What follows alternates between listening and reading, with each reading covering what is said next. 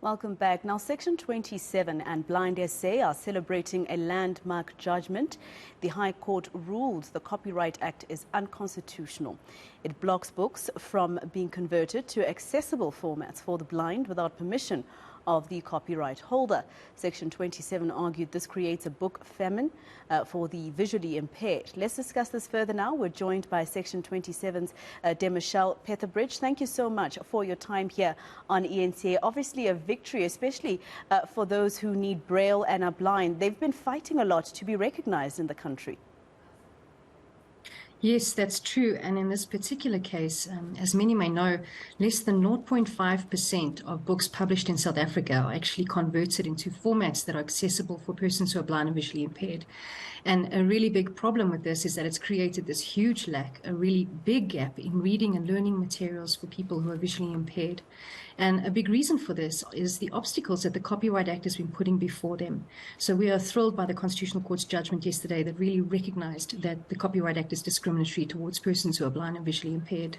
And with this act, the Copyright Act there and now being, said by the Constitutional Court being unconstitutional, were the creators of these literature books, etc., ever even complaining about having somebody convert their literature into Braille? I mean, it would still be a great achievement to have more people reading your book rather than just the majority.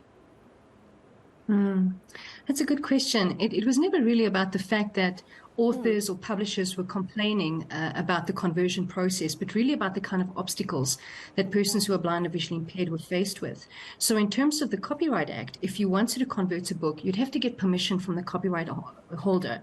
And although this seems like a very small thing, it was causing major issues. Sometimes they were difficult to track down. If you had the resources to do that, requests would go ignored. They may just say no.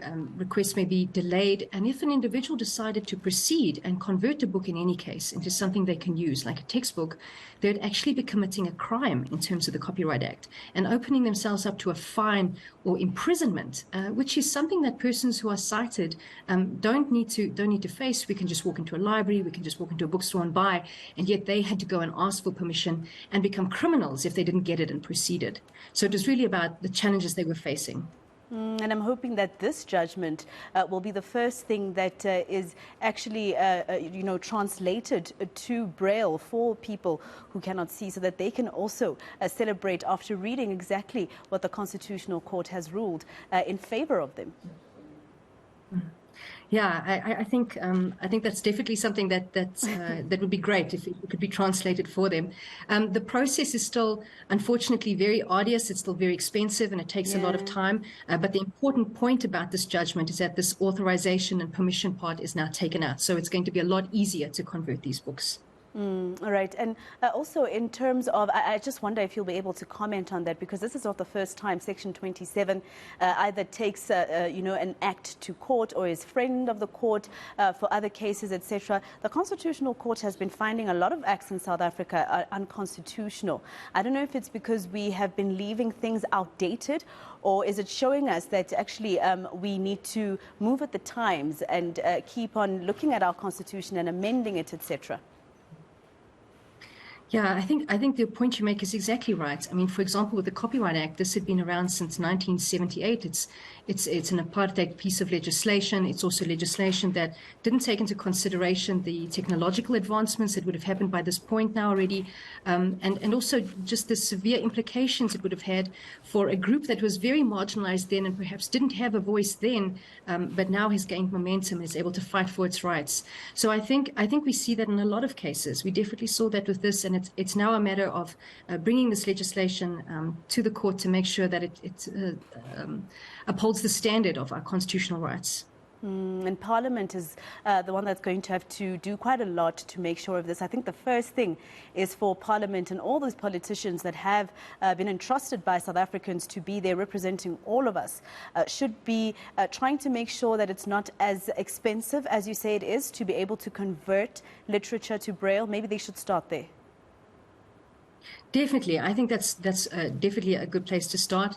And what the court had recognized is that Parliament has a role in solving this problem as well. So yes, the court declared what the Copyright Act was doing was unconstitutional, but it gave Parliament 24 months to sort this out. And in the meantime, crafted out an exception and says what we want to see in this Copyright Act is we want to see an exception for persons who are blind or visually impaired.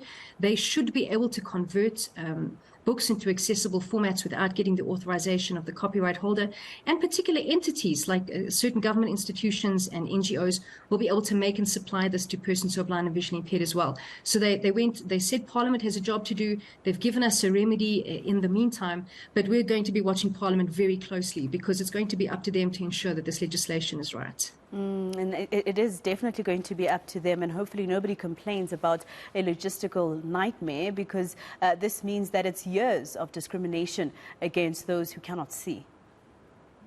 Yeah, that's exactly right. Even though our court case, the process of it went relatively quickly, like I said, the Copyright Act has been around since the 1970s. And even though Parliament has started a process of revising the Copyright Act, this has taken years at a number of different processes at different levels of Parliament. And our clients, for example, have really just said we cannot wait any longer, and that's why we had to go to court. But hopefully that won't have to be the recourse for everyone. Of course, we don't always want to rush to court to everything, and we're hoping that Parliament will step up and do its job.